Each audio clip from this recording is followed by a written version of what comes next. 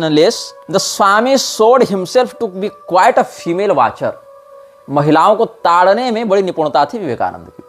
He was both keen and curious about the figures and fashions of the American women.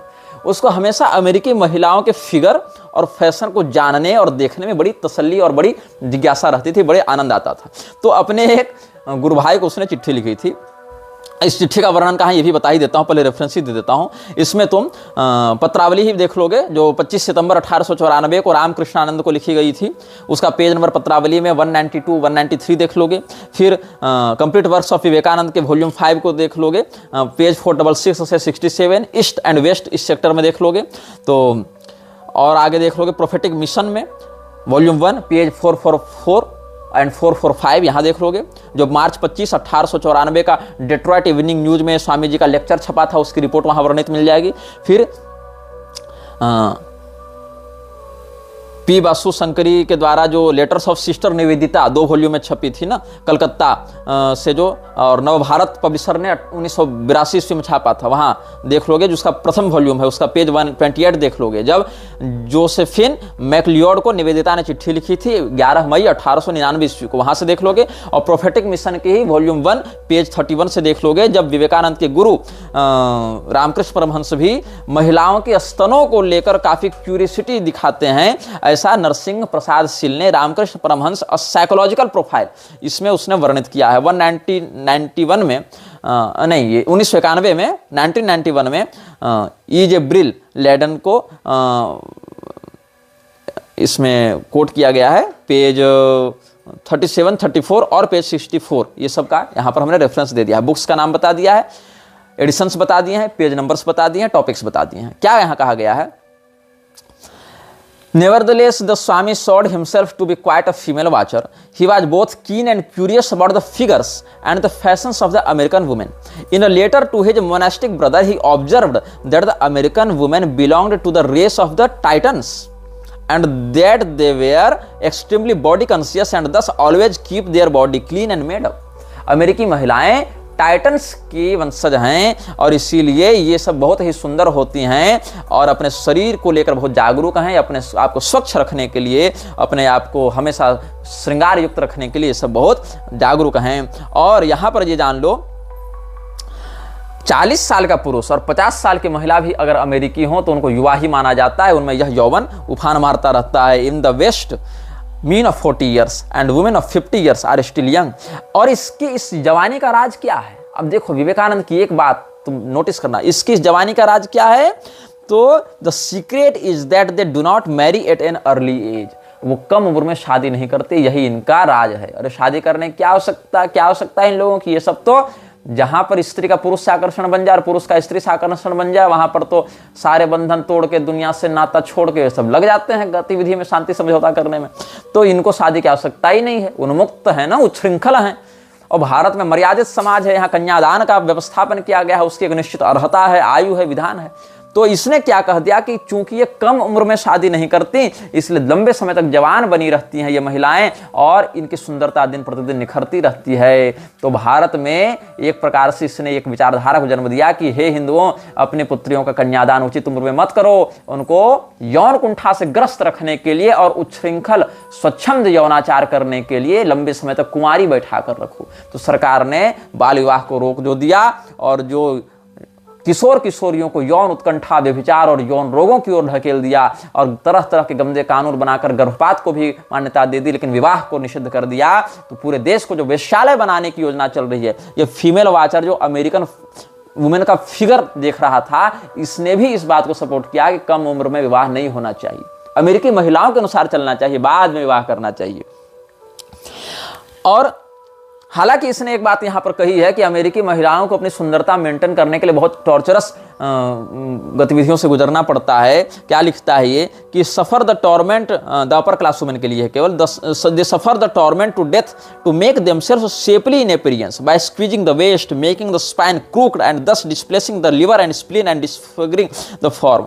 वो सब जो कमर कसने के लिए, कमर पतला करने के लिए टाइट कपड़े पहनकर खींच के रस्सियों से अपने आप को दबा कर नहीं रखते थे गाउन से इत्यादि में, जो कि आजकल भी आप या किसी मिडिवल फिल्म में आप इस प्रकार का देखेंगे परिधान, या आजकल भी उस प्रकार से ट्रेडिशनल कर रहे हैं. अब तो उतना नहीं करते, लेकिन उस समय उस कंटेम्प्ररी सिविलाइजेशंस में कर रहे थे। इस बात को लेकर उसने आलोचना की है विवेकानंद ने कि ऐसा नहीं करना चाहिए, इससे उनका स्वास्थ्य बिगड़ता है, अंग इधर उधर दबाव के कारण विकृत हो जाते हैं, ये सब उसने कहा है। और इसने ये कहा कि जो ब्रिटिश महिलाएं हैं और जर्मन महिलाएं हैं उनमें इतना फैशन सेंस नहीं है। अमेरिकी महिलाओं की तो बड़ी प्रशंसा की, लेकिन अब किस किस देश की महिला क्या पहन रही है इस पर बड़ा ध्यान देता था। तो अमेरिकी महिलाओं को खूब प्रशंसा की, लेकिन कहा कि as a matter of fact the dress of the English and the German women is not good because they do not generally follow the Paris fashion. Paris fashion को फॉलो करो, फ्रेंच फैशन को follow करो, तब सुंदर लगोगे। अमेरिकी fashion तो बढ़िया है और फ्रेंच फैशन भी बड़ा बढ़िया है। तो इंग्लिश और जर्मन महिलाओं को चाहिए, ब्रिटेन और जर्मनी की नागरिक महिलाओं को चाहिए कि वो पेरिस फैशन फॉलो करें, जो कि वो नहीं कर रही हैं, इसीलिए उतनी सुंदर नहीं लग रही हैं।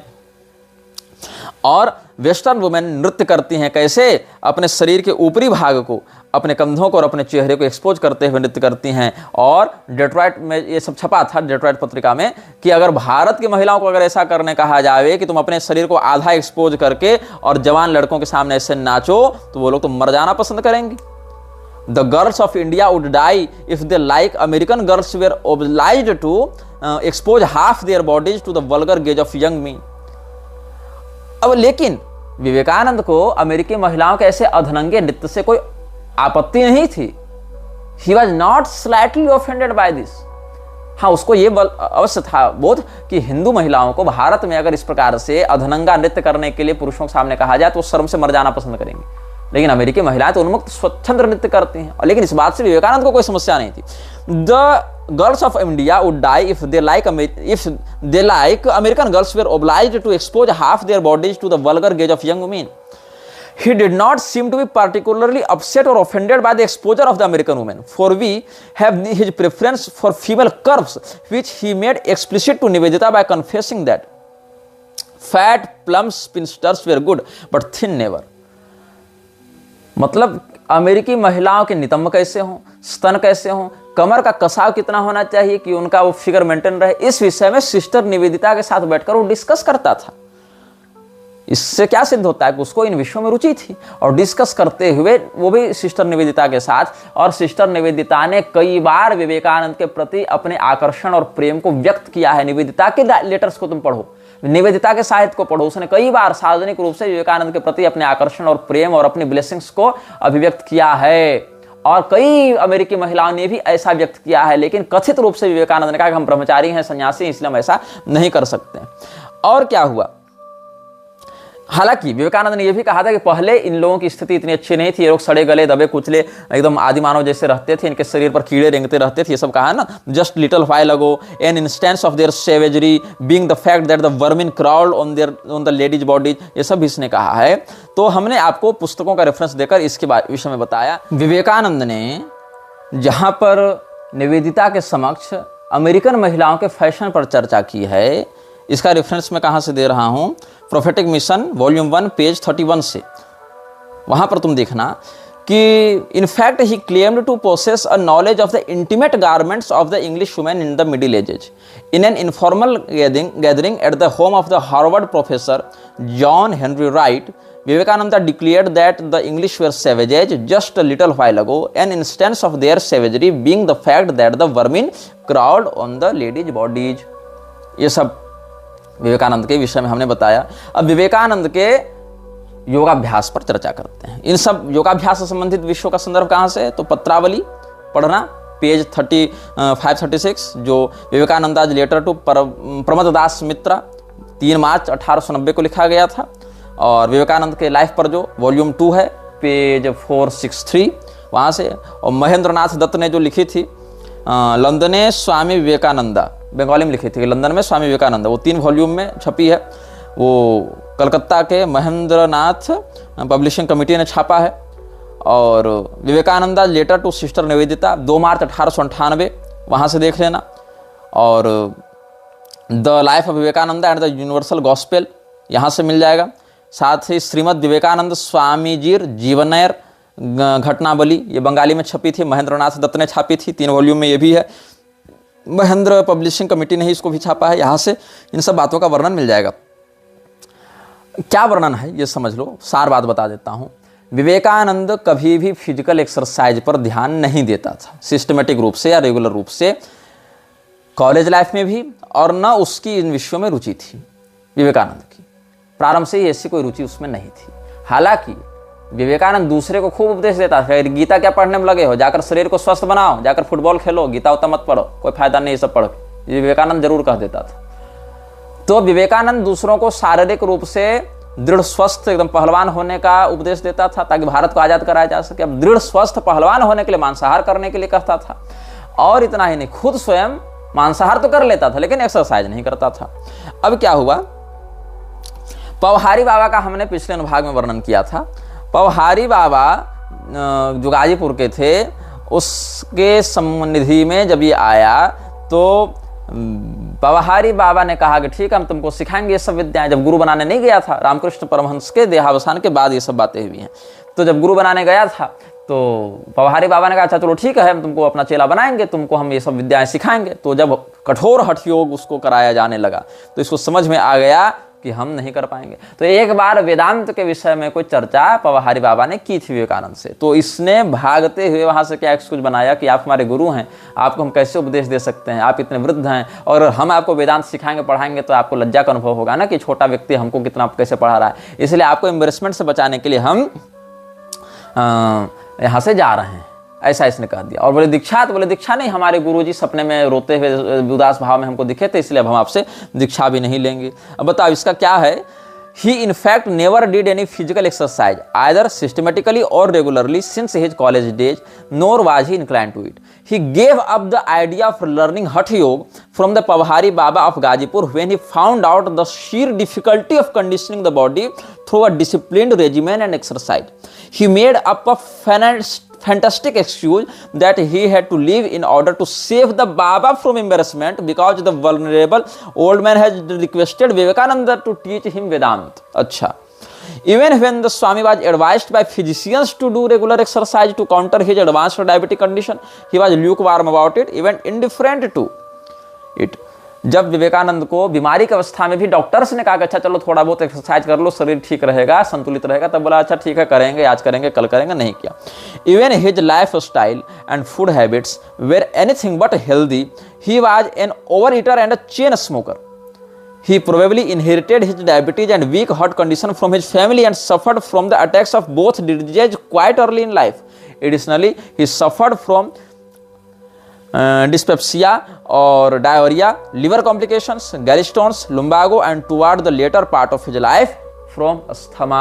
गांजा फूक फूक कर स्वयं को दमा का मरीज बना लिया विवेकानंद ने, मांस खा खा कर स्वयं को डायरिया और लिवर फेल का मरीज बना लिया, इसने किडनी प्रॉब्लम्स वाला भी कर लिया, लेकिन एक्सरसाइज नहीं किया। हठ योग जो गुरु सिखा रहा था उस गुरु से भी यह कह के भाग गया, बाद में लोगों को कह दिया कि ये गुरु हमसे वेदांत पढ़ना चाहते थे तो हम इनको वेदांत पढ़ाते तो इनको लज्जा होती ना, इनको एम्बेरसमेंट होता, इसीलिए हम यहाँ से चले गए। अच्छा भैया, तो इनको एम्बेरसमेंट्स बचाने के लिए तुम इन्हीं से दीक्षा ले लेते कि हम ही आपके चेला गुरुदेव। तो बोले नहीं नहीं, हमारे रामकृष्ण गुरु जी सपने में आकर उदास दिखे थे ना, तो हमने सोचा कि हमको गुरु नहीं बदलना चाहिए। इतना फैंटास्टिक एक्सक्यूज इस व्यक्ति ने दिया था। अब हम आपको विवेकानंद के इमोशनल भाव पर आते हैं। The young monk was also emotionally fragile. This was apparent when he for the first time came in close contact with adult women in the West. He had of course little problems with dealing with the elderly and the very young. His early patrons, Mrs. George Hale of Chicago and Miss Kate Sanborn of Massachusetts, were maternal figures, while the Hale sisters, the two Mayers and the two Harriets, daughters and nieces of the Hales, were like his own younger sisters, with whom he could be friendly and mischievous. अच्छा, विवेकानंद के जीवन में बहुत से महिलाओं के यहाँ miss cat सैनबॉर्न, Mrs George hello, ये सब शिकागो मैसेच्यूसेट्स की महिलाएं थीं, और उनकी भतीजी, उनकी बहन, उनकी बेटियां और इनकी जो घर की जो जवान महिलाएं थीं, उनके साथ विवेकानंद के अच्छे ताल्लुकात थे। इतने अच्छे ताल्लुकात थे, इतने फ्रेंडली ताल्लुकात थे कि विवेकानंद मिस्टीवियसली बिहेव भी कर सकता था, छेड़खानी भी कर सकता था, हंसी मजाक भी कर सकता था। ये साधु अमेरिका जाकर यही सब कर रहा था, लेकिन कैसे? तो कह दिया एल्डर ब्रदर के रूप में, सेज के रूप में और बच्चे के रूप में। जैसे एक बच्चा मजाक करता है, जैसे एक बड़ा भाई मजाक करता है, जैसे एक साधु मजाक करता है, तो यही सब बताना पड़ेगा फिर। और साधु मजाक करते करते क्या करता है, निवेदिता के साथ महिलाओं की इनर गारमेंट्स पर चर्चा करता है, जिसका रेफरेंस हम पहले दे चुके हैं। वो बताता है कि इनका फिगर कैसा होना चाहिए, ये भी चर्चा कर लेता है ना। और इतना ही नहीं, ऐसी चर्चाएं करते करते आगे जो विवेकानंद का जो भाई नहीं था, वो गुरु भाई स्वामी ब्रह्मानंद, राखाल घोष के नाम से था, फिर स्वामी ब्रह्मानंद हो गया, रामकृष्ण मठ बेंगलोर में जो रहता था, वहां पर भी जब इससे जुड़ी हुई महिलाएं हैं तो विवेकानंद के लिए इन महिलाओं ने क्या लिखा है, विवेकानंद के विषय में विवेकानंद के शारीरिक सौष्ठव, विवेकानंद की सुंदरता, विवेकानंद के प्रति अपने आकर्षण को जोसेफिन जैसी महिलाओं ने बहुत कुछ लिखा है। क्या इसमें है, आप सुनेंगे तो समझ जाएंगे। There was some uneasiness in respect of a mature devotee in the person of Josephine MacLeod of New York, a comparatively young woman, though a few years older than Vivekananda. Josephine was strangely and strongly fascinated by him. Her feelings towards him at first sight had more to do with how he looked, the fiery missionary whose physique was like a wrestler's, and those eyes were deep black, than what he said. She also admitted Vivekananda's long, thick black hair, and even once crept behind him with a pair of scissors and cut off a lock of it. वाह, विवेकानंद के घने काले बालों की तारीफ कर रही Josephine, और ये एडमिट कर रही है कि एक बार चुपके से हमने कैंची से उसकी बाल का एक टुकड़ा भी काट लिया था। वाह। The impulsive Tantin so identified herself completely with Vivekananda that she even appropriated the Swami's mischievous humor and applied it on his monastic brother Swami Brahmananda. मतलब विवेकानंद जिस प्रकार का मजाक जोसेफिन के साथ करता था, वही मजाक जोसेफिन फिर ब्रह्मानंद के साथ करने लगी बेंगलोर में जो रहता था ब्रह्मानंद। राफेल घोष इसका नाम, रखाल घोष इसका नाम था। क्या मजाक करता था विवेकानंद, तो naughty boy now how will you escape, ये मजाक करती थी जोसेफिन, शैतान बच्चे अब तुम उससे कैसे भागेगा। तो विवेकानंद इसको नॉटी गर्ल ना हाउ विल यू एस्केप ऐसे कहता था, मिस्चीवियस था उसके लिए। तो क्या सन्यासियों का यह कर्तव्य है कि महिलाओं से इस प्रकार मिस्चीवियस बिहेवियर ह्यूमर करते चलें। समझ रहे हो कितना संयमी व्यक्ति था ये। अब ये जो फ्रेंडशिप थी दोनों की, वो इरोटिक फ्रेंडशिप थी, इसका भी रेफरेंस हम आपको दे चुके हैं। कहां से, रोलैंड ने जो जनरल लिखी थी 1960 में जो छपी थी, वहां पर पेज नंबर 208 देखना और 210 देखना। लाइफ ऑफ जोसेफिन भी देख सकते हो, पेज 136, वहां से भी मिल जाएगा। और रामकृष्ण परमहंस पर जो इसका रिसर्च है नरसिंह प्रसाद सील का, उसमें पेज 32 देखना। विवेकानंद ने जो चिट्ठी लिखी है हेल सिस्टर्स को जुलाई 26, 1894 को, वहां से भी देख सकते हो। अलासिंगा को जो चिट्ठी लिखी विवेकानंद ने, वहां भी complete works of Vivekananda volume 5 page 21 में भी, पुराने एडिशन में तुमको मिल जाएगा। प्रोफेटिक मिशन का फर्स्ट वॉल्यूम का पेज नंबर 282 भी देख सकते हो। और प्रबुद्ध प्राण परिव्राजक ने जो पुस्तक लिखी है the life of Josephine MacLeod, friend of Swami Vivekananda, ये श्री शारदा मठ दक्षिणेश्वर से छपी थी 1990 ईस्वी में, उसके पेज देखना 217 को। और एक पुस्तक है reminiscences of miss McLeod, Josephine McLeod का रेमिनिसेंसेज ऑफ मिस मैकलियोड जो है वहां से, और रेमिनिसेंसेज ऑफ विवेकानंद पेज 228 में, वहां से तुमको ये सारे प्रमाण मिल जाएंगे जो हम बातें बता रहे हैं। बात तो हम सार में बता दे रहे हैं, लेकिन इन बातों का विस्तार तुमको इन पुस्तकों से प्राप्त हो जाएगा। तो इनका हमने तुमको रेफरेंस भी दे दिया। कमेंट में पूछते रहते हो ना कि रेफरेंस कहाँ है, तो फर्जी बात बता रहे हो, ऐसा आरोप लगाते हो। तो पुस्तक का नाम बता दिया, लेखक का नाम बता दिया, पेज नंबर बता दिया, प्रकाशक का भी नाम बता दिया, कहां से छपी, कब छपी, किसने लिखी, कौन से पेज में, ये सब बातें मिलेंगी, सब बता दिया तुमको। तुमको अगर फुर्सत हो तो जाकर शोध करना, नहीं कर सकते हो तो हमारी बात का विश्वास करना। सस्ते में छूटना चाहते हो तो बात का विश्वास करना, नहीं तो फिर रेफरेंस चेक करने के बाद फिर वहां से मेरी बात का विश्वास करना। ठीक है। अब क्या हुआ इधर, स्वामी जी's relations with Josephine were marked by a mixture of platonic affection and harmless erotic friendliness, although from her standpoint his physical appearance loomed larger than his spiritual or intellectual qualities। मतलब विवेकानंद बौद्धिक या आध्यात्मिक रूप से जितना आकर्षक था, उससे कहीं आकर्षक वह शारीरिक रूप से था, ऐसा वर्णन किया गया है। और इसीलिए एक हार्मलेस इरोटिक फ्रेंडशिप हमने की है विवेकानंद से, ऐसा उसने कहा था। और recalling his lecture on the Bhagavad Gita sometime in 1895 he wrote, see कौन, जोसेफिन रोट, क्या लिखती है, I saw with these very eyes Krishna himself was standing there and preaching the Gita. That was my first wonderful vision. I stared and stared. ये मोहित थे विवेकानंद के प्रति, और विवेकानंद भी इसको प्रोत्साहित करने के लिए इरोटिक मिस्चीवियस बिहेवियर करते रहता था, naughty girl now how will you escape करते रहता था। और इतना ही नहीं, ये स्वीकार करती है Roland perhaps rightly observed that she had little concern for the God of Vivekananda, but was very intimate with Vivekananda, looking after him and entertaining him, and she never tired of pointing out his beauty, his charm, and the power of attraction which was radiating from him. तो जो erotic friendliness था, harmless था, लेकिन और जो intimate थी विवेकानंद के प्रति, इन सभी शब्दों पर, इन सभी वर्णनों पर तुम गौर करना कि कितनी बातों को हम लोगों से छिपाया गया है, कितनी बातों को हम लोगों से दूर रखा गया है। और इतना ही नहीं, इसको क्या बताया गया बाद में, जब ये सब बातें सामने आने लगी तो कहें ये तो एक मधुर भाव है। जैसे रामकृष्ण परमहंस के अपने पुरुष अनुयायियों से मधुर भाव थे, वैसे हमारे भी मधुर भाव इन स्त्रियों से हैं, ऐसा कहा गया है।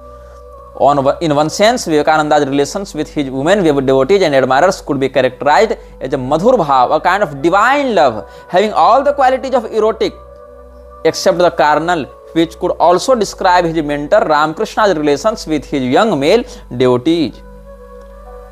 बताओ, ये सब बातें हैं। और विवेकानंद स्लैंग भाषा का भी प्रयोग करता था। स्लैंग भाषा मतलब शब्द कुछ और कह रहे हैं लेकिन उसका अर्थ इरोटिक होता है, उत्तेजक होता है, यौन विषयों से संबंधित होता है, जो समाज में अभद्र ही माना जाएगा स्लैंग लैंग्वेज में। तो ये क्या है, जेनी के आप रिकॉर्ड्स को पढ़ें तो on his own admission, Vivekananda was somewhat spoiled by one sister Jenny, who would jump and run and play and swear like a devil and talk slang at the rate of 500 a minute, and who did not much care for religion. ये सब बातें हैं। तो विवेकानंद के आहार पर भी हमने बता दिया, विवेकानंद के महिलाओं के प्रति विचार और व्यवहार को भी बता दिया, और लेकिन उसके केवल नारी तो नारायणी वाले विषय को प्रचारित किया जाता है कि भारत में नारी को महत्व दिया जाएगा, माता के सम्मान दिया जाएगा, तभी भारत विकसित होगा। लेकिन इन सभी बातों के पीछे का जो काला पक्ष था, जो कि लोग नहीं बताते, उनको हमने अलग अलग पुस्तकों से, अलग अलग पत्रावलियों से, उनके एडिशंस बताकर, उनके पेज नंबर्स बताकर आप सबों के सामने उपस्थित करवाए हैं। विवेकानंद पहले ब्रह्म समाज का ही मेंबर था, नरेंद्र दत्त के रूप में पहले ब्रह्म समाज का ही मेंबर था, और जब ब्रह्म समाज से यह जुड़ा था तो ये मूर्ति पूजा का विरोध करता था, ईश्वरवाद का विरोध करता था, और रामकृष्ण परमहंस की भी काली उपासना का विरोध करता था, अद्वैत सिद्धांत का भी विरोध करता था।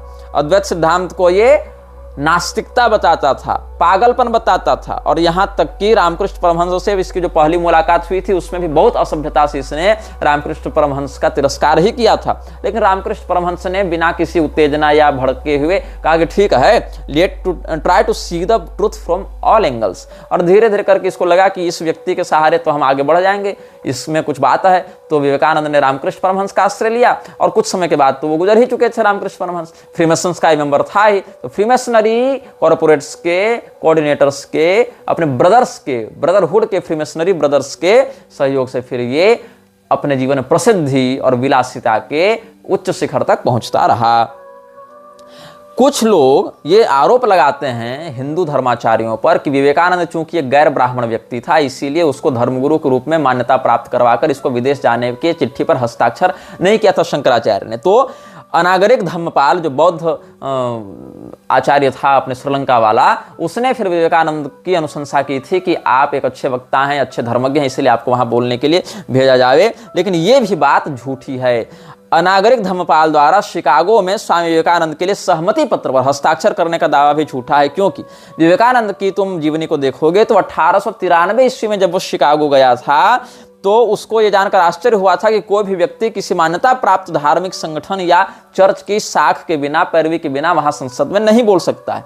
तो स्वतंत्र भारत द्वारा उसको भेजा गया नहीं था, भारत तो अंग्रेजों का गुलाम था, और भारत के किसी आधिकारिक धर्मगुरु के द्वारा भी उसको प्रतिनिधि बनाकर नहीं भेजा गया था।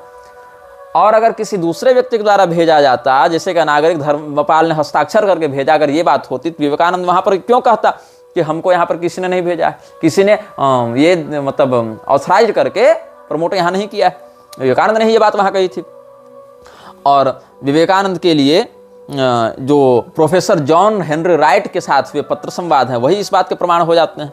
तो वहां पर जब पता चला है उसको कि संसद जो है वो सितंबर के पहले सप्ताह से पहले तो खुलने वाली नहीं है, सितंबर में होना वाला था ना ये अधिवेशन, तो सितंबर में यह अधिवेशन होने वाला है 1894 ईस्वी में, और 93 में शिकागो पहुंच गया था ना विवेकानंद। हाँ, तो ये वहां पर कहाँ रहे शिकागो में, तो वहां से वह चला गया बोस्टन में, और बोस्टन में हार्वर्ड विश्वविद्यालय के प्रोफेसर जॉन हेनरी राइट से उसकी मुलाकात हुई थी। तो ये व्यक्ति जो है, जो हेनरी राइट है, वो विवेकानंद का बड़ा करीबी रहा था।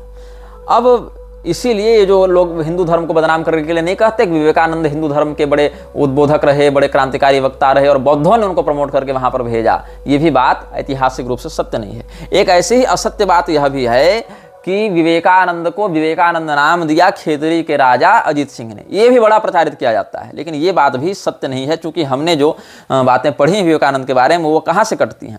विवेकानंद जब जा रहा था शिकागो, उससे पहले राजा अजीत सिंह ने उसको पगड़ी दी थी, उसको वेशभूषा प्रदान किया, उसको गेरुआ रंग में ढाला और उसको विवेकानंद नाम दिया, ऐसा बताया जाता है लोगों के द्वारा। लेकिन विवेकानंद के जीवन में क्या ये बात सत्य है, इस विषय पर जब आप जांच पड़ताल करेंगे तो आपको कुछ बातें समझ में आएंगी। क्या बातें समझ में आएंगी कि विवेकानंद ने अजीत सिंह के द्वारा कथित रूप से विवेकानंद नाम दिए जाने से पहले भी अपने नाम के आगे विवेकानंद शब्द का प्रयोग पत्रावलियों में किया है। यही बात समझ में आएगी। कैसे समझ में आएगी, तो विवेकानंद का जो नाम पूर्व में नरेंद्र दत्त था, नरेंद्रनाथ दत्त था, इसके बाद यह कहा जाता है कि विवेकानंद ने विविदिशानंद भी अपना नाम रखा था, और उसके बाद अपना नाम उसने सच्चिदानंद भी रखा था, और उसके बाद उसने अपना नाम विवेकानंद रखा था। मतलब नरेंद्रनाथ से विवेकानंद बनने के बीच में 2 बार ही अपना नाम और बदला था। तो 1893 ईस्वी में उसको विवेकानंद का नाम दिया गया था, ऐसा कहा जाता है। इंडियन एक्सप्रेस में एक छपा है आर्टिकल, जिसमें इंडियन एक्सप्रेस में ये आर्टिकल 2020 में छपा था। तो वहां पर कहा गया है कि when the king change his name from Vividishananda to Vivekananda, कि विविदिशानंद नहीं, इंडियन एक्सप्रेस में छपा है कि विवेकानंद सच्चिदानंद वाली बात, ये विविदिशानंद वाली बात इंडियन एक्सप्रेस में नहीं है, ये सच्चिदानंद वाली बात है। थोड़ा सा बोलने में मुझे नाम का भ्रम हो गया, इसको आप अपने हिसाब से सुधार लेंगे। हाँ, वो आर्टिकल कहता है in 1893 he took the name Vivekananda after Maharaja Ajit Singh of the Khetri estate requested him to do so, changing from Sachchidananda that he used before। ये इंडियन एक्सप्रेस ने छापा था। इसका संदर्भ उन्होंने प्रमाणित रूप से नहीं दिया उतना, लेकिन ये बात वहां छपी थी। और विवेकानंद के अजीत सिंह के साथ संबंध पर एक डॉक्यूमेंट्री भी बनी थी, उस डॉक्यूमेंट्री में विविदिशानंद वाली बात मुझे देखने को मिली थी। डॉक्यूमेंट्री का नाम मैं भूल रहा हूँ, थोड़ा सा खोजने पर मिल जाएगा, लेकिन वहां विविदिशानंद वाली बात मुझे देखने को मिली थी। लेकिन यह घटना कब की है, 1893 की है, 1893 की घटना है, जहां कथित रूप से सच्चिदानंद नाम वाले नरेंद्र दत्त को विवेकानंद नाम प्रदान किया अजीत सिंह ने। लेकिन इससे पहले आप 1890 की बात करें तो गाजीपुर से एक चिट्ठी लिखी थी 2 अप्रैल 1890 को विवेकानंद ने, किसको, अभेदानंद को चिट्ठी लिखी थी। उस चिट्ठी में जो अभेदानंद को 2 अप्रैल 1890 को चिट्ठी लिखी गई थी विवेकानंद के द्वारा, वहां अपने नाम को इसने विवेकानंद ही बताया है। तो अगर 1893 में अजीत सिंह ने इसको विवेकानंद नाम दिया, तो 1890 में 3 साल पहले से ये व्यक्ति कैसे कर रहा था विवेकानंद नाम का प्रयोग, नहीं करना चाहिए ना। ऐसे ही आंटपुर से 7 फरवरी 1889 को, और 1 साल पहले तुम जाओ, 1889 को इसने जो चिट्ठी लिखी थी उसमें भी अपना नाम विवेकानंद ही लिखा है। और इन सब बातों का आपको संदर्भ विवेकानंद के बहुत से प्रामाणिक वेबसाइट्स में, विवेकवाणी इत्यादि आप देख सकते हैं। विवेकवाणी में भी ये सब चिट्ठी बंगाली में उपलब्ध हैं, उसके सारे डॉक्यूमेंट्स उपलब्ध हैं। विवेकवाणी.com में ये सब जो चिट्ठियां हैं, उन चिट्ठियों से जुड़ी बातें हैं, ये सब आपको वर्णन मिल जाएगा। अब एक हम आपको चिट्ठी का बंगाली में जो है उसका इंग्लिश ट्रांसलेशन पढ़ के सुनाते हैं। मुर्री से ये 10 अक्टूबर 1897 ईस्वी को लिखी गई थी। किसके लिए लिखी गई थी, अखंडानंद के लिए लिखी गई थी। किसने लिखी थी, विवेकानंद ने लिखी थी। कहां से लिखी थी, मुर्री से लिखी थी। कब लिखी थी, 10 अक्टूबर 1897 को, 1897, 10th of अक्टूबर, ये उसने लिखी थी। क्या लिखता है ये व्यक्ति, let the Vedas, the Quran, the Puranas and all scripturals lumber rest now for some time, let there be worship of the visual visible God of love and compassion in the country. All idea of separation is bondage, that of non-differentiation is mukti. Let not the words of people dead drunk with worldliness terrify you. Be fearless. Ignore the ordinary critics as worms. Admit voyage of all religions, Hindu, Mohammedan, Christian or anything, but begin rather gently. I mean, see that they get their food and drink a little separately and teach them only the universal side of religion. Vivekananda ने अखंडानंद को लिखी चिट्ठी में 10 अक्टूबर 1897 को ये कहा कि वेद, कुरान, पुराण और ये सब जितने भी स्क्रिप्चुअल्स भार हैं उसको किनारे रखो, उसको अब आराम करने दो, अब बहुत हो गया। तो वेद को भी किनारे कर दो, कुरान को भी कर दो, पुराण को भी कर दो, और अपने पास बच्चों को उपदेश देने के लिए बुलाओ। हिंदुओं को भी बुलाओ, मुसलमानों को भी बुलाओ, क्रिश्चियंस को भी बुलाओ। ये सब जो सर्वधर्म बड़ा पाव का जो खिचड़ी परोस दुकान लेकर बैठे हुए थे ना, यही नाटक करते थे। और उनको उपदेश दो, लेकिन सुनो, उनको साथ में खाने पीने मत देना। कितना हिपोक्रेट था, कितना बड़ा विवेकानंद। एक और ये कहता है ये विवेकानंद कि हम एक यूनिवर्सल रिलीजन दिखाएंगे लव का, हम किसी देवता की पूजा नहीं करेंगे, केवल प्यार के विजिबल गॉड की पूजा करेंगे। हमारा भगवान केवल प्यार और विश्व बंधुत्व होगा, भ्रातृत्व होगा। और इसके लिए हम हिंदू, मुसलमान, ईसाई सबको अपने पास बुलाएंगे, सबके बच्चों को पढ़ाएंगे, लेकिन वेद नहीं पढ़ाएंगे, या कुरान और बाइबल या भी नहीं पढ़ाएंगे, पुराण भी नहीं पढ़ाएंगे। सारी जो हमारे ऊपर साहित्यिक बोझ लाद दिया गया है, इसकी शब्दावली में स्क्रिप्चुरल लंबर कहा है इसने। एक जो किताबी बोझ है हमारे ऊपर, उस किताबी बोझ को हटा देंगे। कुरान भी हटा देंगे, पुराण भी हटा देंगे, वेद भी हटा देंगे, लेकिन बच्चों को हिंदू, मुसलमान और ईसाइयत से चुनेंगे। लेकिन सुनो, उनको यूनिवर्सल गॉड ऑफ लव का तो हम उपदेश करेंगे, लेकिन साथ में खाने पीने मत देना उन लोगों को। ये इसी चिट्ठी में लिखा है। I mean, see that they get their food and drink a little separately. अलग अलग खाने पीने देना। साथ में खाने पीने दोगे तो फिर विद्रोह हो जाएगा उनके माता पिता के द्वारा कि भाई हम हिंदू का बच्चा भेजे तो मुसलमान साथ कैसे खिला रहे हो। मुसलमान कहेगा हम काफिर का बच्चा के साथ नहीं खाएंगे, तो दोनों के माता पिता भड़क सकते हैं। इसीलिए उनको अलग अलग खाना पीना देना। इससे क्या होगा, उनके माता पिता भ्रम में रहेंगे कि नहीं यहाँ मर्यादा के अनुसार व्यवहार हो रहा है। लेकिन वेद पुराण सबको दूर कर दो उन लोगों से। धीरे धीरे शुरू में ऐसा करना, बाद में वेद पुराण धर्मशास्त्र दूर हो गए तब तो वो ऐसे ही पथभ्रष्ट हो जाएंगे ना।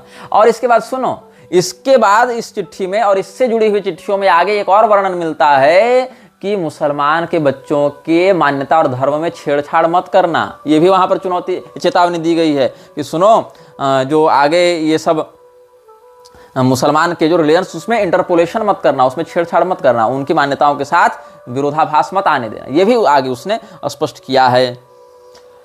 अब मोहम्मद सरफराज हुसैन जो नैनीताल का निवासी था, उसको 10 जून 1898 को चिट्ठी लिखी थी विवेकानंद ने। कहां से लिखी थी? अल्मोड़ा से लिखी थी। किसने लिखी थी? विवेकानंद ने लिखी थी। कब लिखी थी? 10 जून 1898 को लिखी थी। किसके लिए लिखी थी? मोहम्मद सरफराज हुसैन जो नैनीताल का निवासी था, उसके लिए लिखी थी। इस चिट्ठी, ये थोड़ी लंबी चिट्ठी है, इसका हम रेफरेंस आपको पहले अनुभाग में भी, मतलब विवेकानंद वाले श्रृंखला में, ऐसे तो देखें तो अनुभाग वो 48वां हो जाएगा, उसमें दे चुके थे। लेकिन इस चिट्ठी का एक महत्वपूर्ण अंश हम आपको पढ़कर सुनाना चाहते हैं। On the other hand, my experience is that if any religion approached to this equality in an appreciable manner, it is Islam and Islam alone. Therefore, I am firmly persuaded that without the help of practical Islam, theories of Vedantism, however fine and wonderful they may be, are entirely valueless to the vast mass of mankind. We want to lead mankind to the place where there is neither the Vedas nor the Bible nor the Quran. Yet this has to be done by harmonizing the Vedas, the Bible and the Quran. Mankind ought to be taught that religions are but the varied expressions of the religion, which is oneness, so that each may choose that path that suits him best. For our own motherland, a junction of the two great systems, Hinduism and Islam, Vedanta brain and Islam body, is the only hope. I see in my mind's eye the future perfect India rising out of this chaos and strife, glorious and invincible, with Vedanta brain and Islam body. Vivekananda ने क्या बकवास की है इस चिट्ठी में सुनो। 10 जून 1898 को अल्मोड़ा में बैठकर विवेकानंद चिट्ठी लिख रहा है नैनीताल में, नैनीताल के मोहम्मद सरफराज हुसैन को। कहता है, मेरे अनुभव में अगर किसी रिलीजन ने इक्वलिटी की सर्वोच्चता को एक सकारात्मक और सम्माननीय तरीके से प्राप्त किया है तो वो इस्लाम है। इस्लाम में कोई भेदभाव नहीं, इस्लाम में वास्तविक एकता है, इस्लाम में वास्तविक भ्रातृत्व है, ब्रदरहुड है। ऐसा दावा विवेकानंद कर रहा है। इन माय एक्सपीरियंस ऐसा दावा कर रहा है कि मेरे अनुभव में अगर कहीं सच्ची एकता है, कहीं सच्चा प्रेम है, भाईचारा है, तो वो इस्लाम में है। ये दावा कर रहा है और उसको अप्रिशिएटेबल मैनर में हम कंसिडर कर रहे हैं। इसीलिए मैं बहुत दृढ़ विश्वास के साथ ये कहता हूं कि जब तक इस्लाम को प्रैक्टिकली लागू नहीं किया जाएगा तब तक वेदांत के सिद्धांत को, चाहे वेदांत के सिद्धांत कितने भी अच्छे हों, हाउएवर फाइन एंड वंडरफुल दे में भी, कहता है कि वेदांत के सिद्धांत कितने भी अच्छे हों, कितने भी वंडरफुल हों, वो मनुष्य के लिए बिल्कुल यूजलेस हैं, बिल्कुल निरर्थक हैं, बिल्कुल बेकार हैं जब तक तुम इस्लाम को प्रैक्टिकली लागू नहीं करोगे। ये विवेकानंद ने लिखा है, ऑथेंटिसिटी के साथ बता रहा हूं। क्या कहता है विवेकानंद कि जब तक इस्लाम को तुम प्रैक्टिकली लागू नहीं करोगे, उसका तुम सहयोग नहीं प्राप्त करोगे, तब तक वेदांत के नियम चाहे कितने बढ़िया हो, कितने पवित्र हो, कितने अच्छे हो, मानवता के लिए वो निरर्थक है, उनका कोई उपयोग नहीं है। इसीलिए हम एक ऐसे मनुष्यता का पैरोकार करते हैं, हम ऐसे स्थान पर मनुष्यता को ले जाना चाहते हैं जहां पर कोई वेद नहीं हो, जहां पर कोई बाइबल नहीं हो, जहां पर कोई कुरान नहीं हो। आप समझ सकते हैं ना, ये जो बात है ये one world one religion new world order की ही बात है, जो फ्रीमेसन का ये एजेंट विवेकानंद बताता चल रहा है। और यही कारण है कि जो वर्ल्ड पार्लियामेंट, जो वर्ल्ड रिलीजन पार्लियामेंट का जो आयोजक था, उससे भी इसका झगड़ा हो गया था। क्यों हुआ, कैसे हुआ, ये सब बताएंगे। उसी से इसने मांगा था कि हमको गोमांस खिलाओ, बीफ खिलाओ, विवेकानंद ने उससे मांगा था। उसका भी वर्णन आपको हम सप्रमाण बताएंगे। तो इसने क्या कहा कि द रिलीजन हम बनाएंगे, माई रिलीजन योर रिलीजन नहीं, यहाँ वेद नहीं, कुरान नहीं, पुराण नहीं, बाइबल नहीं, द रिलीजन बनाएंगे और द रिलीजन के अंतर्गत लोगों को लाएंगे और ये बताएंगे कि ये सारे जो हैं ये सब तो सर्वधर्म संभाव वाले हैं। और यही कारण है कि इन धूर्तों ने विवेकानंद की इसी विचारधारा का आश्रय लेते हुए हर्षानंद जैसे लोगों ने कृष्ण यजुर्वेद में नकली उपनिषद बनाकर घुसाने की कुचेष्टा की है, रामकृष्ण परमहंसोपनिषद में, जिसके विषय में इसी श्रृंखला में पहले हम आपको सतर्क कर चुके हैं। और इसने क्या कहा कि हमारी जो मातृभूमि है भारत, उसमें दो बहुत महान सिस्टम है, एक है इस्लाम और एक है हिंदुत्व, और इन दोनों में हम जोड़ देना चाहते हैं, जिसमें शरीर तो इस्लाम का होगा और ब्रेन में वेदांत होगा। और यही इस भारत के लिए आखिरी उम्मीद बची है। मेरी बौद्धिक दृष्टि से हम ये भविष्य देखते हैं कि परफेक्ट इंडिया तब उत्पन्न होगा, इस गफलत भरी जिंदगी से, इस गुबार से जब तब निकलेगा, इस गुर्बत भरी जिंदगी से तब भारत उठेगा, इस विध्वंस से, इस विनाश से, इस अत्याचार से भारत मुक्त होकर एक फ्यूचर इंडिया बनेगा, एक नया भारत बनेगा, एक अमृत काल आएगा जहाँ लोगों का शरीर इस्लामी होगा और लोगों का जो मानस है, लोगों का जो मन है वो वेदांती हो जाएगा। इस्लामी बॉडी में वेदांती माइंड घुसा रहा है तुम्हारा विवेकानंद, शरीर से इस्लामी बना देगा तुमको, और शरीर से इस्लामी बनने के बाद उस इस्लामी शरीर में वेदांत की प्रतिष्ठा होगी क्या? नहीं, वेदांत की प्रतिष्ठा तो कर्मकांड आदि समस्त कर्तव्यों को अप्रमाद पूर्वक संपूर्णता से निभाने वाले ब्राह्मण के अंदर प्रतिष्ठित होता है। वेदांत की प्रतिष्ठा वहीं होती है, अन्यत्र नहीं होती है वेदांत की प्रतिष्ठा। जो वेदांत सूत्रकार हैं, सूत्र भाष्यकार हैं, उन लोगों ने वेदांत की अर्हता ही बताई है। लेकिन इसको क्या चाहिए कि शरीर से सब मुसलमान हो और दिमाग से हम वेदांत डाल दें। वेदांत तो डलने से रहा, फिर वेदांत तो डलने से रहा, लेकिन कम से कम ये जरूर हो जाएगा कि शरीर से सब मुसलमान बन जाएंगे। और निवेदिता ने the master as I saw him में द एपिक ऑफ इंडिया वाले सेक्शन में स्पष्ट लिखा है कि विवेकानंद ने यह कहा कि अगर बड़ा जीनियस तुमको पैदा करना है, कोई विशेष बौद्धिक हस्ती पैदा करना है, तो उसकी माँ हिंदू होनी चाहिए और उसका बाप मुसलमान होगा, तभी वो एक बौद्धिक संतान को जन्म देगी। ये विवेकानंद की घृणित सोच का रेफरेंस हम पहले आपको सिस्टर निवेदिता की book the master as I saw him, उसमें द एपिक ऑफ इंडिया इस सेक्शन से दे चुके हैं। लेकिन ये विवेकानंद की घृणित विचारधारा के विषय में हमने तुम लोगों को सतर्क करवा दिया। अब हम विवेकानंद के गोमांस खाने वाले विषय पर चर्चा करते हैं। यह विषय बड़ा विवादित है। विवेकानंद ने गोमांस खाया कि नहीं खाया, इस बात पर विवाद है, लेकिन इस बात पर कोई विवाद नहीं कि विवेकानंद ने गोमांस खाने के लिए मांगा अवश्य था। अब उसके बाद उसको दिया गया कि नहीं, खाया कि नहीं, ये अलग अलग विवाद का विषय हो सकता है, लेकिन विवेकानंद ने मांगा जरूर था, इसमें कोई विवाद नहीं है। क्या है कि जैसा हमने आपको अभी ये जो मोहम्मद वाली चिट्ठी नहीं, नैनीताल अल्मोड़ा वाली चिट्ठी बताई अभी पढ़कर कि वन रिलीजन हम बनाएंगे जिसमें बाइबल भी नहीं हो, कुरान भी नहीं हो, वेद भी नहीं हो, लेकिन फिर भी भारत की उम्मीद कब है? जब इस्लामी बॉडी हो और मानसिक रूप से वह व्यक्ति वेदांती हो जाए। कुल मिलाकर वन वर्ल्ड वन रिलीजन वाली खिचड़ी परोस की ये सब बातें करना चाह रहे हैं। तो ये एक था, इसमें बैरोस की हम आपको बात बताना चाह रहे हैं। बैरोस जो था वो आयोजक था वर्ल्ड पार्लियामेंट ऑफ रिलीजन का। अब ये जो बैरोस था, इसने विवेकानंद को उसके भाषण के बाद पूछा कि भाई आपको क्या खाना है स्वामी जी, आप आदेश करें, कुछ आपके लिए भोजन इत्यादि प्रबंध करें। तो विवेकानंद ने कहा कि बीफ मिलेगा, बीफ है यहाँ, बीफ खाना है। ये सुनते ही बैरोस को बड़ा झटका लगा, अरे ये कैसे हमसे गोमांस मांग सकते। अच्छा, बीफ का अर्थ यहाँ गोमांस ही है, ये हम कैसे सिद्ध करेंगे। तो विवेकानंद ने बीफ शब्द का जो है प्रयोग गोमांस के लिए किया है, गौ हत्या के लिए किया है, यह कहते हुए कि प्राचीन काल के लोग काव शब्द का प्रयोग किया, स्पष्ट रूप से काव के लिए, ब्लॉक्स के लिए प्रयोग किया है बीफ शब्द का प्रयोग, कि पूर्व काल में बिना गोमांस खाए हुए कोई ब्राह्मण बना ही नहीं रह सकता है। अतिथि सत्कार इत्यादि करने के लिए भी गोमांस का प्रयोग किया जाता था, गाय का, बैल का वध किया जाता था। ऐसा विवेकानंद ने बहुत प्रलाप किया है अपनी पुस्तकों में, अपने भाषणों में। तो विवेकानंद जो है वो बैरोस के अभियान के आगे आ रहा था। बैरोस चाहता था कि वन वर्ल्ड वन रिलीजन वाली बात न हो, क्रिश्चियनिटी की बात हो। मतलब हम जो ये रिलीजन पार्लियामेंट बैठाएं, इसमें सारे लोग अपनी बात कहें, फिर ये बात निकल कर आवे कि क्रिश्चियनिटी सर्वश्रेष्ठ है। लेकिन विवेकानंद ने क्रिश्चियनिटी को सर्वश्रेष्ठ बताने की बजाय वन वर्ल्ड वन रिलीजन की बात कर दी, अपनी चिट्ठियों में भी, अपने भाषणों में भी। तो इसको लगा कि हमारा एक छत्र साम्राज्य तो बिखर जाएगा। तो इसने विवेकानंद से थोड़ा सा मनमुटाव रखना आरंभ कर दिया था। अस्तु, ये तो उसके निजी संबंध थे, लेकिन जो डॉक्यूमेंटेशन की बात है वो समझें आप। Doctor Barrows was one of the planners and makers of the world's parliament.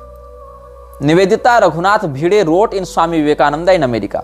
Swami Vivekananda in America एक पुस्तक है जो निवेदिता रघुनाथ भिड़े ने लिखी थी। उसने इस बात का वर्णन किया है कि बैरोस को यह उम्मीद थी कि वर्ल्ड पार्लियामेंट जो बनाए हैं हम रिलीजन वाले विषय में, उसमें क्रिश्चियनिटी को विश्व का सर्वश्रेष्ठ best religion in the world की उपाधि मिलेगी और इसको एक तरफा विजय प्राप्त होगी। Barrows expected that the parliament would end in the triumphant recognisation of Christianity as the best religion in the world.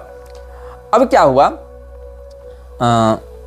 जो पार्लियामेंट आइडिया इसके पास था, उस पार्लियामेंट आइडिया को जारी करने के लिए इसने सेंट पॉल का एक वर्णन किया था, जहां पर ग्रीक ऑडिटर्स जो एथेंस में थे, उनका ये संदर्भ देता है। Saint Paul was careful to find common ground for himself and his Greek auditors in Athens before he preached to them Jesus and the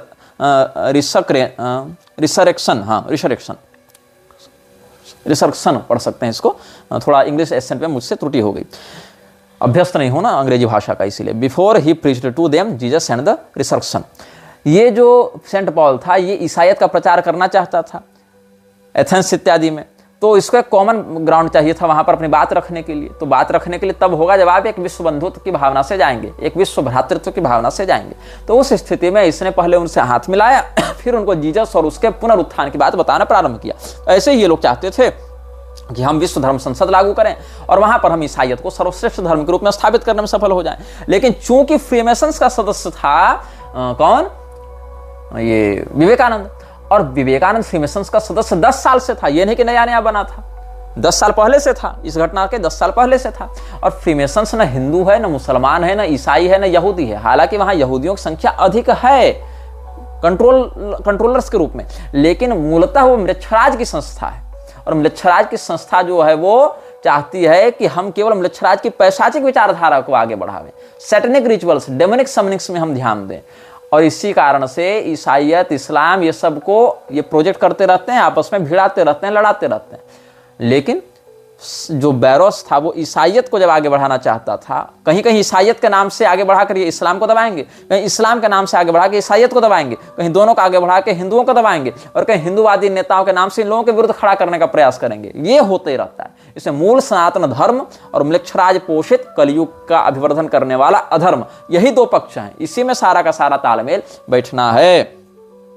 तो क्या हुआ कि जिस समय इसने वर्ल्ड पार्लियामेंट की बात रखी थी, किसने, बैरोस ने, डॉक्टर बैरोस ने, उस समय जो ऑर्थोडॉक्स चर्च वाले थे उसने विरोध किया कि हम लोग ऐसे लोगों की बात क्यों सुने, हम तो केवल जीसस की बात मानेंगे, केवल बाइबल की बात मानेंगे, केवल क्रिश्चियनिटी की बात मानेंगे। तब इसने कहा कि देखो, सेंट पॉल ने भी सबको बुलाया था, सबकी बात सुनी थी, और जब तुम सबकी बात सुनोगे तो फिर सब लोग तुम्हारी बात भी सुनेंगे, इसलिए पहले हम उनकी बात सुन लेते हैं, बाद में तो ईसाईयत को सर्वोच्च के रूप में हमको स्थापित करना ही है। जैसा कि जॉन मूर इत्यादि पहले से लगे ही हुए थे करने में, मैक्स मूलर इत्यादि लगे ही हुए थे करने में, तो वही डॉक्टर बैरोस भी करना चाहता था। और इसने कहा कि those who have the full light of the cross should bear brotherly hearts towards all who grow up in a dimmer illumination. तो बैरोस चाहता था कि जिन लोगों के हृदय में डिमर इल्यूमिनेशन है, जो उनके अंतर की ज्योति, जो ज्ञान ज्योति है वो कम है, उन लोगों के प्रति हम भ्रातृत्व की भावना रखें, क्योंकि हमारे हृदय की ज्योति बहुत विशाल है। अब बैरोस को ये नहीं पता था कि म्लेच्छराज नाम की एंटिटी यह चाहती है कि ये सब जो इस्लाम है, ईसाइयत है, यहूदियत है, ये सब हमारे ही पुलिंदे हैं, हमारे ही खड़ा किए गए पपेट्स हैं, जो आपस में कई बार लड़ते हैं, कई बार ये सब मिलकर हिंदुओं के खिलाफ लड़ते हैं, कई बार आपस में लड़ते हैं, कलह बढ़ता है, कलयुग बढ़ता है, तो इसका म्लेच्छराज का बल बढ़ता है। इसके लिए न इस्लाम सगा है, न ईसाइयत सगा है, न यहूदियत सगा है। जैसा कि बुक ऑफ लॉ में एवास ने एलिस्टर क्रॉली को बताया था कि इसने सबकी बैंड बजा रखी, अपने एजेंट्स को भेजता है, उपद्रव करवाता है, फिर उन एजेंट्स को मार देता है, यही इसका काम है। और फ्रीमेसन्स इसके लिए काम करता है। तो फ्रीमेसन्स ने क्या किया कि बैरोस के स्पॉन्सरशिप पर जो कार्य चल रहा था, बैरोस के पैसे पर, बैरोस के आयोजन पर अपना एजेंडा घुसा दिया, विवेकानंद को खड़ा कर दिया और विवेकानंद से क्रिश्चियनिटी की सुप्रीमेसी को दबा दिया और कहा कि हम वन रिलीजन की बात करेंगे, हम यूनिवर्सल रिलीजन की बात करेंगे, जो कि न्यू वर्ल्ड ऑर्डर का एक फंडा भी है, एक एजेंडा भी है। इसको लेकर जो बैरोस का विचार था वो बाधित हुआ, क्रिश्चियन सुप्रीमेसी को स्थापित करने का विचार बाधित हुआ। और उसने अपनी पुस्तक में लिखा, जो रिव्यू एंड समरी जो उसने लिखी ना, review and summary of the parliament, तो डॉक्टर बैरोस ने विवेकानंद के यूनिवर्सल रिलीजन की आइडियोलॉजी को अटैक भी किया और कहा कि हम इस बात से सरोकार नहीं रखते, इस बात से हम सहमत नहीं हैं। क्यों सहमत नहीं हैं? क्योंकि विवेकानंद ने जिस विश्व बंधुत्व की बात की है, विश्व भ्रातृत्व की बात की, वो पहले से क्रिश्चियनिटी में मौजूद है। इसलिए हमको वन रिलीजन नहीं चाहिए, हमको क्रिश्चियन रिलीजन चाहिए, और क्रिश्चियन रिलीजन में ऑर्थोडॉक्सी चाहिए हमको, और इसको हम विश्व के बेस्ट रिलीजन के रूप में प्रमोट करना चाहते हैं, ऐसा इसका दावा था। The idea of evolving a cosmic और universal faith out of the parliament was not present in the minds of its chief promoters. They believe that the elements of such a religion are already contained in the Christian ideal and the Christian scripture. They had no thought of attempting to formulate universal creed. At the same time theosophists of the United States and the Vivekananda's old friend Brahmo leader Pratap Chandra Majumdar were campaigning against him. अब विवेकानंद तो अपनी बात कह ही रहा था, इधर से जो न्यूयॉर्क वाली थियोसॉफिकल सोसाइटी थी, जो भारत में मैसूर में अदियार में अपना काम कर रही थी, और जो भारत में आर्यन मेसोनरी को प्रमोट करती है, आर्य समाज को प्रमोट करती है, और ये जो इधर ब्रह्म समाज वाले प्रताप चंद्र मजूमदार थे, वो सब भी क्रिश्चियनिटी के इस प्रकार के सुप्रीमेसी वाले अभियान में सीधे सीधे सहयोगी नहीं बन पा रहे थे। विवेकानंद से भी वो काम नहीं हो पा रहा था। तो a disturbed Vivekananda wrote in a letter to Swami Brahmananda dated 20 September 1896। Majumdar के विषय में विवेकानंद ने स्वामी ब्रह्मानंद को 20 सितंबर 1896 को एक चिट्ठी लिखी, और इस समय विवेकानंद की मानसिकता बहुत उथल पुथल वाली थी, डिस्टर्ब विवेकानंदा था। और ये क्या कह रहा है, take no heed of Majumdar's madness, he surely has gone crazy with jealousy, such foul language as he has used would only make people laugh at him in a civilised country, he has defeated his purpose by the use of such vulgar words. Brahmo Samaj वाले लोग विवेकानंद को गाली नहीं देने लगे, जब गाली देने लगे तो विवेकानंद ने मजूमदार की इन बातों का विरोध करते हुए कहा कि उसकी बात पर ध्यान मत दो, वो पागल हो गया है, जितनी गाली बक रहा है, कोई भी सभ्य देश उसकी बात को स्वीकार नहीं करेगा, ऐसा विवेकानंद ने कहा। एक समय ऐसा आया कि डॉक्टर बैरोस ने विवेकानंद से बातें ही करना बंद कर दिया था, क्योंकि उसको लगा कि विवेकानंद हमको ईसाइयत बढ़ाने में मदद करेगा। अब विवेकानंद ईसाइयत बढ़ाने में मदद नहीं कर रहा था, वो हिंदुत्व को भी मिटाना चाहता था, ईसाइयत को भी मिटाना चाहता था, इस्लाम को भी मिटाना चाहता था, लेकिन सबसे अधिक आक्रामक वो हिंदुत्व के प्रति था, क्योंकि हिंदू धर्मशास्त्रों के ही अनुसार उसका जीवन देखा जाता, उसको हिंदू सन्यासी के रूप में पहचान मिली थी।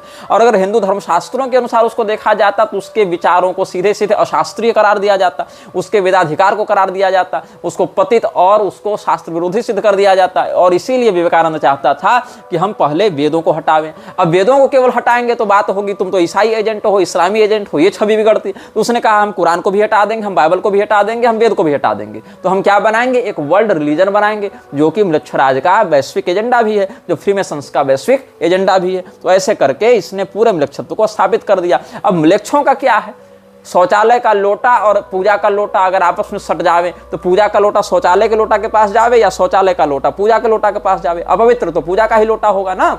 इसीलिए वन वर्ल्ड वन रिलीजन करने पर भी हानि किसकी है? हिंदुओं की हानि है। म्लेच्छ और कितना म्लेच्छ बनेगा, वो तो पहले से म्लेच्छ है। समस्या तो आर्य सनातन धर्मी वैदिक हिंदुओं की है जो म्लेच्छत्व को प्राप्त हो जाएंगे। और म्लेच्छ अब क्या म्लेच्छ बनेगा?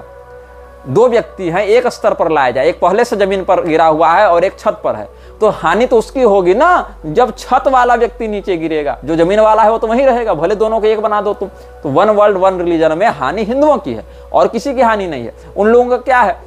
मूसा ने आकर कहा तो यहूदी बन गए, ईसा ने आकर कहा तो ईसाई बन गए। हालांकि ईसा ने ईसाई नहीं बनाया, वो तो स्वयं यहूदी था, लेकिन उसी के नाम पर ईसाई बन गए। पैगंबर आया तो मुसलमान बन गए, लेकिन रहेंगे तो म्लेच्छ ही ना, उस कुएं से बाहर थोड़े निकलेंगे, उछल कूद अलग अलग करते रहेंगे। तो डॉक्टर बैरोस ने अपनी पुस्तक लिखी है क्रिश्चियन कॉन्क्वेस्ट ऑफ इंडिया, उसमें लिखा है कि मुझे पता था कि कलकत्ता के जवान ब्राह्मण भी ग्रेट पास्टर्न होटल में जाकर मीट इत्यादि खाते रहते हैं और वो सब काली की घृणित मूर्ति के सामने, इतना इसने शब्दावली का प्रयोग किया है, काली की घृणित मूर्ति के सामने बकरे की बलि देते हैं। और इसीलिए मुझे समझ में नहीं आता कि जो व्यक्ति बकरा मारकर खा सकता है उसको गाय मारकर खाने में भी कोई समस्या नहीं। ऐसा इसने अपना विचार व्यक्त किया। हालांकि छाग बलि अलग है, गोहत्या अलग है, दोनों का बिल्कुल अलग विभाग है, लेकिन इसने जो लिखा वो हम कोट कर रहे हैं। इसीलिए विवेकानंद ने जब इससे गोमांस खाने की मांग की तो इसको पहले आश्चर्य हुआ, बाद में सोचा कि कलकत्ता का है, बंगाल का है, खाता भी होगा, कौन जाने, उधर के लोग तो खाते ही हैं, ऐसा इसने सोच लिया। अब ये जो बैरोस था उसने क्या कहा है, उसी के शब्दों में आप देखें, I knew how common it was in Calcutta for young Brahmins to go to the Great Eastern Hotel and secretly indulge in a meat dinner, and I knew also that the Hindus are accustomed to kill the goat before the hideous idol of the goddess Kali, and that no rational argument could be offered which would make the goat less sacred than the cow. At the close of the first session of the Parliament of Religions, I invited the Swami Vivekananda and the other Asiatics to go with me to the restaurant in the basement of the art building, and I said to the Swami, what shall I give you to eat? And he answered, Vivekananda answered, give me beef. The simple remark was a thunderbolt out of a clear sky. It changed the aspect of the whole meeting, and there was no further remarks about meat eating. Vivekananda से इसने पूछा, सबके सामने, जितने एशियाई लोग वहां थे सबसे सामने पूछा विवेकानंद से, स्वामी जी क्या तुमको दे खाने के लिए, what shall I give you to eat? Vivekananda ने कहा गिव मी बीफ। फिर इसको लगा कि खोले आकाश से वज्रपात कहां से हुआ। फिर उसने कहा कि हो सकता है कलकत्ता बंगाल इत्यादि के ब्राह्मण लोग भी जा जाकर मीट खा रहे हैं, ये तो कायस्थ हैं, मांसाहारी हैं, ये खाते भी होंगे। तो इसीलिए ये जो विवेकानंद की बात है उसको फिर नरसिंह प्रसाद शील ने भी ये लिखा है कि reverend doctor John Henry Barrows was an American clergy and was the president of the parliament of the world's religions 1893. Dr. Barros told that he observed Swami Vivekananda eating beef in the United States. अब उस समय उसने लाकर गोमांस दिया कि नहीं विवेकानंद को, इसका वर्णन तो आगे वहां उस रूप में नहीं मिलता है, लेकिन विवेकानंद को बीफ खाते हुए डॉक्टर बैरोस ने कई बार यूनाइटेड स्टेट्स में देखा, इस बात को उसने वर्णित किया है. अब विवेकानंद ने जो बीफ का डिमांड किया 1893 के 11 सितंबर को शिकागो में भाषण दिया था उसने. 1894 वाला एक कहीं हमसे गलत उच्चारण हो गया है, 1894 को आप सुधार कर 1893 कर लेंगे. बोलने में एक साल का मुझसे पिछले किसी एक मिनट में गलती, ऐसा हमको लग रहा है कि मुझसे 1894 भी उच्चारण हुआ है, लेकिन 1893 होगा. 11 सितंबर 1893. और वो सितंबर के पहले सप्ताह में ही वो खुलना था पार्लियामेंट, उससे पहले तो खुलेगा नहीं, इसीलिए इसको ये सब न्यूयॉर्क इत्यादि में भटक के रहना पड़ा, बोस्टन न्यूयॉर्क इस समय भटकता रहा. तो डॉक्टर और वहाँ फ्रीमेसन्स के एकोमोडेशन से पलता भी रहा था, ये सब हम आपको पहले बता चुके हैं. जीसी कॉर्नर ने निर्देश दिया था फ्रीमेसनरी को कि उसको कोई समस्या नहीं होनी चाहिए, शिकागो में भी और उसके अगल बगल के क्षेत्रों में भी. तो doctor Barrows told that he observed Swami Vivekananda eating beef in the United States. He also told right after the close of the first session of the parliament of the world's religion he took Vivekananda and some other participants to a restaurant in the basement of the art institute. एक restaurant में जब वो ले गया, उसी art institute के बेसमेंट में, there Vivekananda prefer to eat beef. और ये कहाँ छपा? तो द आउटलुक पत्रिका में 17 जुलाई 1897 ईस्वी में ये सब छपा था। In fact John Barrows reportedly observed that in the United States Vivekananda used to devour beef somewhat ऑब्स्टेंसिवली।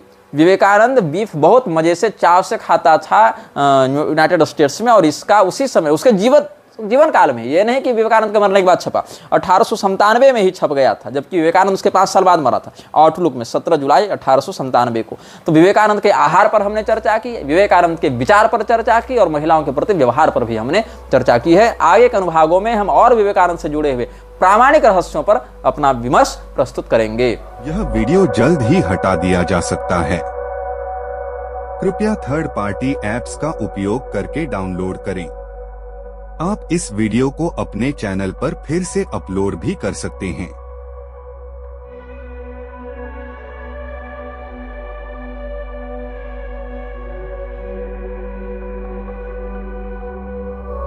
This video may get deleted soon.